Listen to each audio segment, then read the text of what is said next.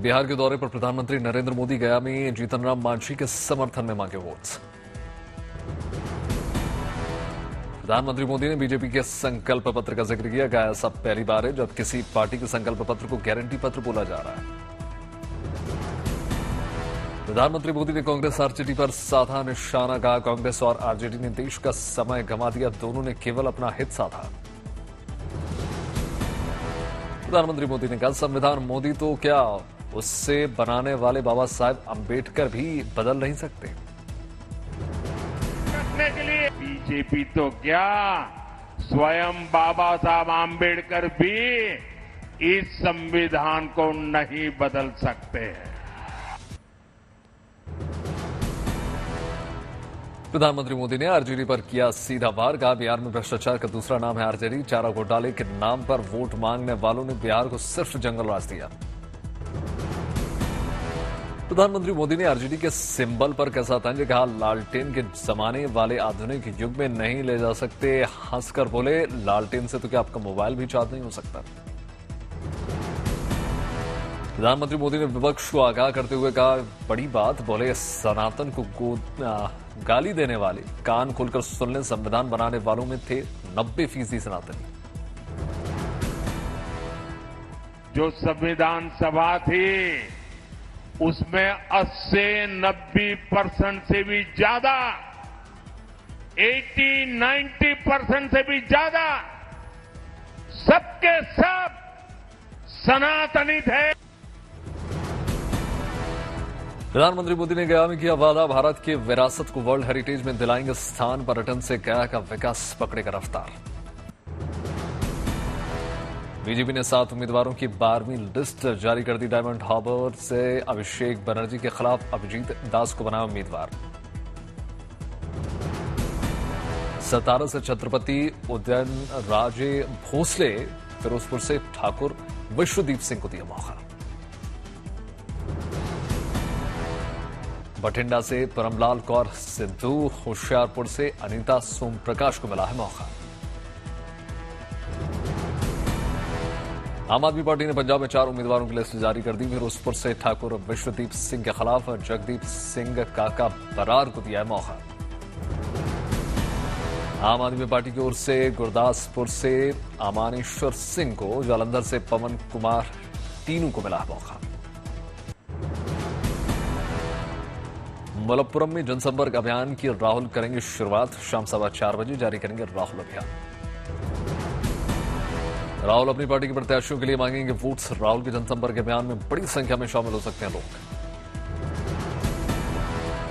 कांग्रेस ने लॉन्च कर दिया अपना चुनावी सॉन्ग। गीत में हाथ बदलेगा हालात का दिया नारा। आज जम्मू कश्मीर, उत्तराखंड और मध्य प्रदेश के दौरे पर गृहमंत्री अमित शाह जम्मू में जनसभा को करेंगे संबोधित। दोपहर 2 बजे कोटद्वार में जनसभा को शाह करेंगे संबोधित। शाम 6 बजे छिंदवाड़ा में रोड शो करेंगे। आज केंद्रीय मंत्री ज्योतिरादित्य सिंधिया लोकसभा चुनाव के लिए दाखिल करेंगे अपना नामांकन। मुख्यमंत्री मोहन यादव और पूर्व मुख्यमंत्री शिवराज सिंह चौहान मौके पर मौजूद रहेंगे। पर्चा भरने से पहले हनुमान मंदिर में सिंधिया ने की पूजा अर्चना, भगवान हनुमान का आशीर्वाद लिया। दोपहर 2:15 बजे नामांकन दाखिल करेंगे सिंधिया। रैली को भी संबोधित करेंगे ज्योतिरादित्य सिंधिया। आज मैनपुरी में नामांकन दाखिल करेंगे समाजवादी पार्टी प्रत्याशी डिंपल यादव। अखिलेश यादव समेत परिवार के अन्य लोग शामिल रहेंगे। मुलायम सिंह यादव की छोटी बहू अपर्णा यादव आज बीजेपी के लिए करेंगे चुनाव प्रचार। आज रामपुर में करेंगी जनसभा। उत्तर प्रदेश के डिप्टी सीएम केशव प्रसाद मौर्य ने समाजवादी पार्टी पर कसा तंज। बोले, समाजवादी पार्टी अब बन चुकी है समाप्तवादी पार्टी। केशव प्रसाद मौर्य ने उत्तर प्रदेश में 80 लोकसभा सीट जीतने का आह्वान किया। बोले, 4 जून 4 बजे 400 पार।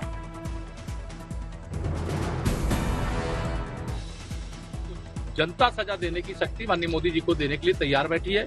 4 जून 4 बजे 400 पार, फिर एक बार प्रचंड बहुमत की मोदी सरकार। अखिलेश यादव से रिश्तों को लेकर बोले, आरएलडी चीफ जयंत चौधरी का पारिवारिक संबंध पहले की तरह है, लेकिन उनकी राजनीति से कोई संबंध नहीं। अब उनकी राजनीति से मैं इत्तेफाक नहीं रखता, उनकी कार्यशैली से मैं इत्तेफाक नहीं रखता और हमें वो दबाना चाह रहे थे, उस मजबूरी में हमने तोड़ा है। तेजस्वी के इलेक्टोरल बॉन्ड का मुद्दा उठाने पर भड़की बीजेपी, कहा जिन कंपनियों पर हुआ एक्शन उनके 70% चुनावी बॉन्ड विपक्षी दलों को मिले। बिहार के डिप्टी सीएम विजय सिन्हा ने तेजस्वी यादव को बताया बड़बोला। पर ये बर्थडे मनाने वाले और मछली खाने वाले लोग हैं, ये भ्रष्ट, ये चपरासी क्वार्टर में रहते थे, महलों का राजा कैसे बने। बिहार में बीजेपी नेता मंगल पांडे का भी भ्रष्टाचार को लेकर आरजेडी पर पलटवार का। तेजस्वी बताएं 40 साल पहले उनके परिवार के पास कितनी संपत्ति थी। हमारे पिताजी की संपत्ति 40 साल पहले क्या थी और आज पूरे परिवार की संपत्ति कितनी है। आरजेडी प्रवक्ता मृत्युंजय तिवारी ने मुख्यमंत्री नीतीश पर किया वारदात। जब बीजेपी के साथ नहीं थे नीतीश तो 33 घोटाले की सूची लेकर प्रधानमंत्री मोदी उनसे पूछताछ कर रहे थे। आदरणीय प्रधानमंत्री जी 33 घोटाले का लिस्ट बताते थे, अब नीतीश कुमार जी के साथ हैं तो चुप हैं। पश्चिम बंगाल में बीजेपी नेता दिलीप घोष ने मुख्यमंत्री ममता पर तुष्टीकरण का आरोप लगाया। कहा ईद में देती हैं 2 दिन की छुट्टी, रामनवमी की छुट्टी के लिए जाना पड़ता है कोर्ट। ईद में 2 दिन की छुट्टी होती है, पता नहीं कहाँ होता है, और रामनवमी की छुट्टी, जन्माष्टमी के लिए छुट्टी के लिए कोर्ट में जाना पड़ता है। हिंदू समाज की इतनी दुर्दशा हो गई। हिंदुस्तान में क्या हिंदू है या सेकंड क्लास सिटीजन है क्या?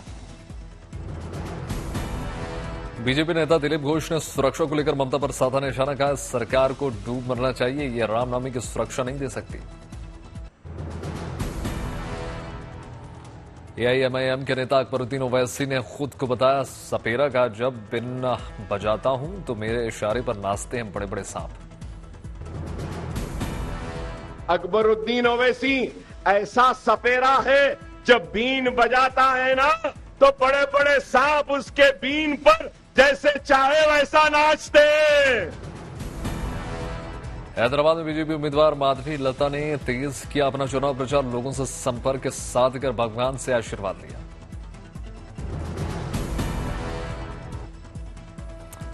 हैदराबाद में बीजेपी की उम्मीदवार माधवी लता को कैंपेन के दौरान देखा सेफ अवतार। सड़क के किनारे दुकान में बनाई डोसा और चाय। लोकसभा चुनाव को लेकर प्रशासन का बड़ा फैसला। आज से 72 घंटे के लिए सील होगी उत्तराखंड नेपाल सीमा।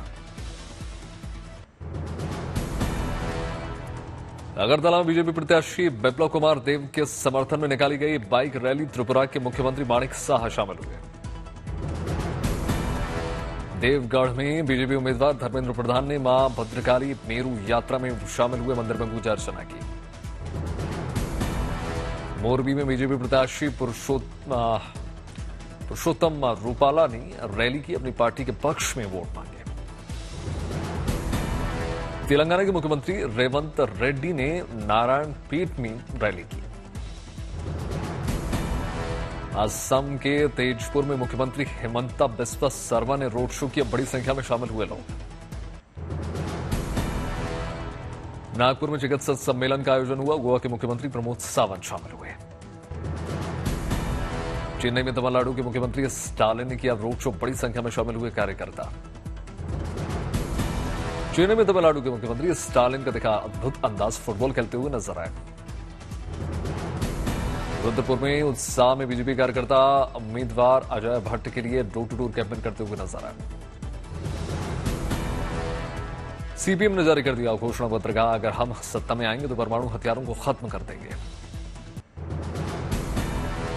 छत्तीसगढ़ में लोकसभा चुनाव को लेकर निर्वाचन आयोग ने कसली कमर। नारायणपुर में नक्सल प्रभावित क्षेत्रों के लिए MI-17 हेलीकॉप्टर से रवाना हुए मतदान कर्मचारी। बीजापुर में नक्सली प्रभावित इलाकों में भी चॉपर से रवाना हुए मतदान कर्मी। 19 अप्रैल को होना मतदान। महाराष्ट्र के गढ़चिरौली में हेलीकॉप्टर से ईवीएम के साथ मतदान कर्मी हुए रवाना। पहले चरण में गढ़चिरौली में होगा मतदान। बीकानेर में प्रशासन ने मतदाता जागरूकता अभियान को लेकर शहर में लगाए पोस्टर्स। अधिकारियों की बैठक। अमरोहा में आपस में बड़े बीजेपी नेता जमकर हुई मारपीट, मंत्री ब्रजेश सिंह ने किया बीच बचाव। मुंबई में गैलेक्सी अपार्टमेंट के सामने फायरिंग के मामले में स्पेशल टास्क फोर्स को बड़ी सफलता मिल गई है। गुजरात के भुज से दोनों आरोपियों को गिरफ्तार कर लिया गया है। मुंबई में होगी दोनों आरोपियों से पूछताछ, वारदात के पीछे असली वजह जानने की होगी कोशिश। अपराध करने के बाद गुजरात की ओर फरार हो गए थे दोनों आरोपी। सूरत की एक नदी में फेंक दी थी इस्तेमाल की गई गन। मुंबई पुलिस ने दोनों आरोपियों को कोर्ट में किया गया पेश। 25 अप्रैल तक पुलिस रिमांड। विक्की गुप्ता और सागर हैं दोनों आरोपियों के नाम।